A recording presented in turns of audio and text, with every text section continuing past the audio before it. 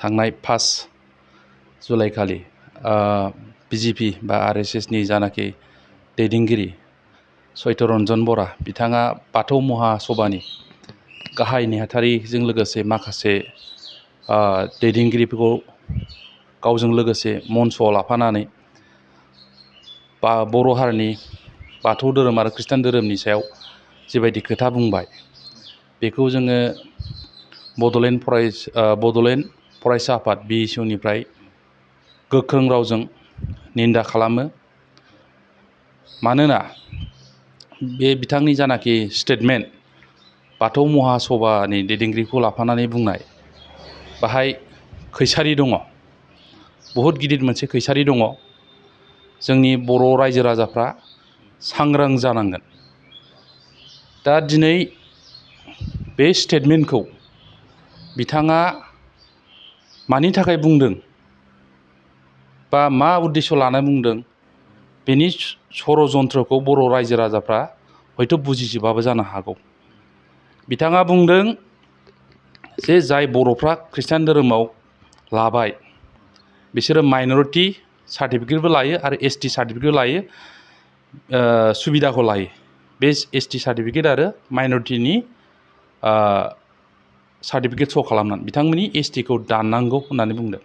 दा बाहाय मोनसे बिराद गिदिर षड़यन्त्र दङ। दा खोथाया जाहैबाय बर' हारियाव न' डाउट धर्मआव गोदोनिफ्रायनो बर'फ्रा सोरबा बाथौ, खृष्टान, ब्रह्म बायदिसिना गावस्रानानै गावबा गाव धर्म लादोंब्लाबो बर' हारिनि गेजेराव मालाबाबो खौसेथिया गावस्रायाखै। धर्मआ बेलेग बेलेग दंबाबो बर'फोरनि गेजेराव खौसेथिया दङ। भारत हादराबो मोनसे सेकुलार स्टेट, धर्म निरपेक्षता स्टेट। बाहाय जाय जेरै गोसो एरै धर्मखौ लानो हायो। दा दिनैसो बे मुहुर्तआव बे खोथाखौ मानो बुंदों? चैतरन्जन बराया मानो बुंदों?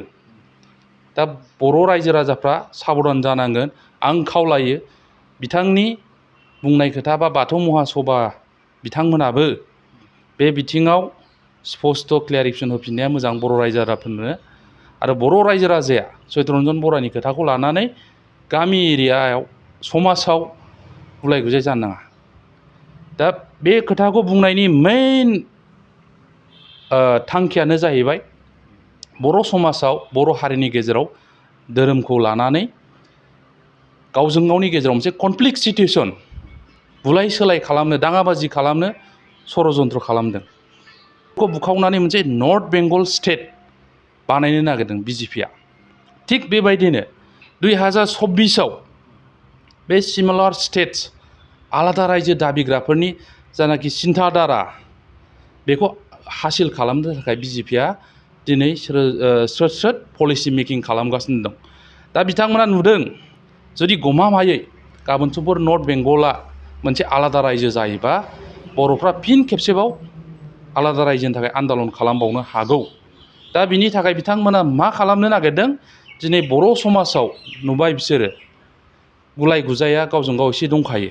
दा बाहाय बिस होना होयोबा बर' हारिनि खौसेथिखौ एकमात्र सिफायनो हायोब्लाल' जोङो सेपारेट स्टेटनि जानाखि आन्दालन बे जिनिसखौ जों होबथानो हागोन। बिथांमोना बे साननाया दङ। दा दिनै RSS बिजेपिआ बर'फोरखौ बुखावनो नागिरदों, बर'फोरखौ गादबनो नागिरदों होननानै बदनाम होनो हागौ, खिन्थु बे नङा।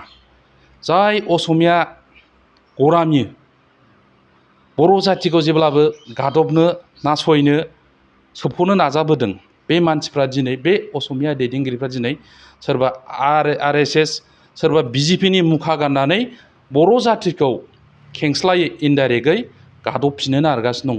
जों बेखौ साबधान जानाया मोजां। नोंथांमोनहा NBNN नार्सिं फरायनो गोसो दं नामा? जुदि गोसो दंबोला थाबैनो क'क्राझार SAM कलेजाव मुं थिसनदो। बे फरायसालियाव 2निफ्राय 3 बोसोर नार्सिं फरायनायनि मोजां खाबु दं। जुदि गोसो दंब्ला थाबैनो 9854550697 एबा 9854300175 नाम्बाराव फोनांजाब खालामदो।